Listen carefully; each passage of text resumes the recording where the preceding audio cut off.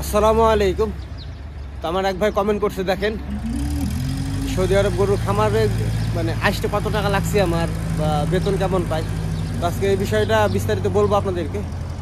সম্পূর্ণ ভিডিওটি কন্টিনিউ করুন, তাহলে বুঝতে পারবেন ইনশাআল্লাহ। তো আমি এই সৌদি আরব গরুর ফার্মে আজ থেকে বিগত প্রায় 8 বছর, 7 বছরেরও বেশি, 8 বছর হইতে হয়তো কয়েক মাস বাকি আছে, ওই সময়তে আসি আমি। তো সর্বপ্রথম আমি যখন এই খামারে আসি তখন আমি আসছিলাম ফ্রি ভিসাতে।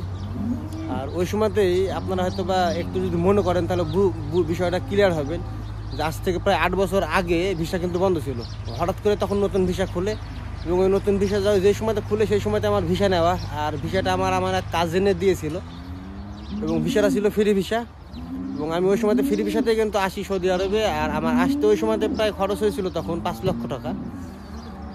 তো আমি আসার আগে আমার যে কাজিন ছিল এখানে, ওই কাজিন আর এই খামারের যে দায়িত্বে ছিল ফোরম্যান, আরবিয়ান অবশ্য উনি, তো ওর সঙ্গে ভালো একটা সম্পর্ক ছিল।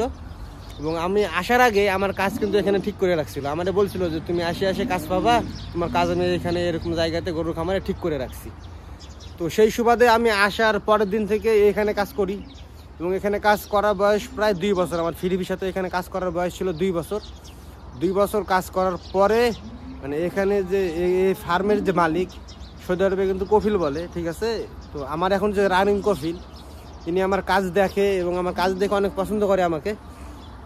পরে আমার কফিল আমাকে নিজের থেকে অফার দেয় যে এভাবে ফ্রি ভিসাতে না থেকে তুমি আমার কাছে ট্রান্সফার হয়ে যাও। তো তখন কারণবশত আমার ভিসা ছিল আমেল মঞ্জিলে, আমি ট্রান্সফার হতে পারি নাই। তো পরে 2-1 মাস যাওয়ার পরে আমাকে আমার কফিল, যেটা রানিং এখন, উনি আবার প্রস্তাব দেয় যে যেহেতু ট্রান্সফার করা যাচ্ছে না, তো তুমি আমার থেকে ভিসা নিয়ে দেশে যাও, পরে আমার ভিসাতে দেশ থেকে আবার এখানে আসো। তো সেই সুবাদে আবার নতুন করে আমার কফিলের থেকে ভিসা নিয়ে আমি দেশে গিয়ে, দেশে দেখা যাচ্ছে যে প্রসেসটা আছে অফিসের, সেই প্রসেসটা আমাকে নিজে করা লাগছিল।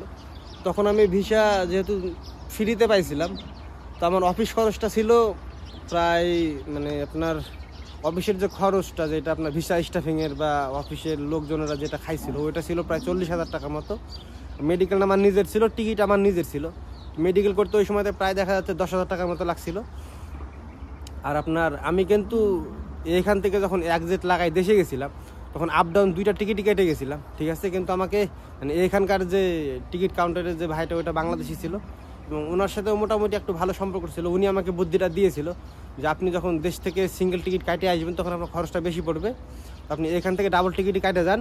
তো টিকিট 2টা আমি সিঙ্গেল করে দেবো, মানে একসঙ্গে করে দেবো না, আলাদা আলাদা করে দেবো, বিধায় আপনার আসতে আর সমস্যা হবে না। তো এখান থেকে আমি ডাবল টিকিট কেটে গেছিলাম। তো বিদায় দেশ থেকে আসার সময়তে আমার টিকিট খরচটাও খুব কম হয়েছিল। ওই সময়তে মেবি আপনার টিকিটের দাম হয়তো বা ছিল 50 থেকে 60,000-এর মতো, তো আমার পড়ছিল 40,000 টাকা। তো আপনার দেখা যাচ্ছে ওই দিকে 40,000, আর অফিস খরচ আপনার মেডিকেল সহকারে আমার পড়ছিল প্রায় 50,000 মতো, মানে 40,000 টাকা অফিসে নিয়েছিল, আর মেডিকেল আমাকে করা লাগছিল 10,000।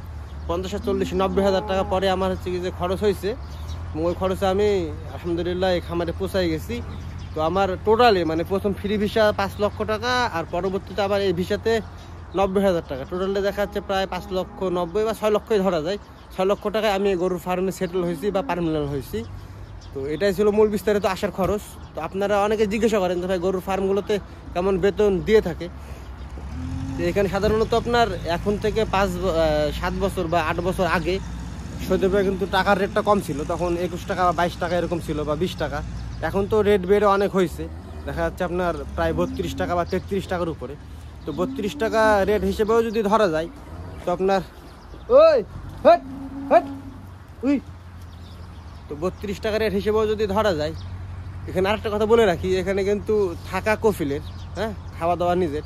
তো আমাদের খাওয়া দাওয়ার খরচটা কম হয়, কারণ আমাদেরকে পর্যাপ্ত পরিমাণে মাংস দেয়, ঠিক আছে, কফিলে। তো মাংস দেওয়ার ফলে আমাদের খাবার খরচটা কম হয়। দেখা যাচ্ছে এই খাবার খরচ বা আনুষঙ্গিক আমার পার্সোনাল খরচ সব কিছু বাচ্চা দিয়েও আমি এখন রানিং বাংলাদেশে 50,000 টাকা পাঠাতে পারি আলহামদুলিল্লাহ। তো এটাই ছিল মূল বিষয়, যে আমার আসতে কত টাকা খরচ হয়েছিল এবং আমি এখন রানিং কত টাকা বেতন পাচ্ছি।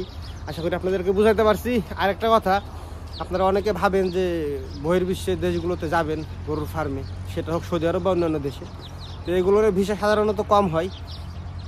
আপনাদেরকে হয়তো বা বিভিন্ন দালাল বা এজেন্সি বলতে পারে যে আমার কাছে আছে ভিসা, যাও। তো আপনাদের আসার সুবিধার্থে একটা কথা বলে রাখি, অবশ্যই ভালো মতো যাচাই বাছাই করে আসবেন, কারণ আপনাকে গরুর ফার্ম বলে হয়তো বা অন্য কোনো কাজে দিয়ে দিবে, আর তখন আপনার করার কিছুই থাকবে না। তো আপনি আসার আগেই বিষয়টা ভালো মতো যাচাই বাছাই করে এবং গ্যারান্টি যুক্ত করে, মানে আপনাকে যদি গ্যারান্টি দেয় যে না গরুর ফার্মের কাজ এত ঘন্টা ডিউটি, এত টাকা বেতন এবং হয়তো বা এত টাকা নিবে, এরকম একটা মানে গ্যারান্টি দিয়ে যদি আপনাকে পাঠাইতে আসতে পারেন।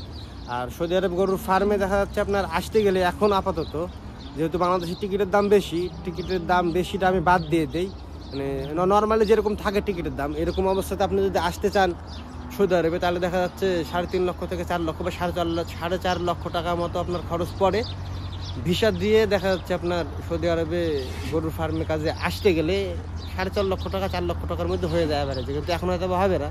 মানে এখন যেহেতু বাংলাদেশে সিন্ডিকেট চলতেছে, প্লেনের ভাড়া বেশি, একটা সিঙ্গেল টিকিটের দামে 2 লক্ষ টাকা, সেক্ষেত্রে হয়তো এখন বেশি নেবে।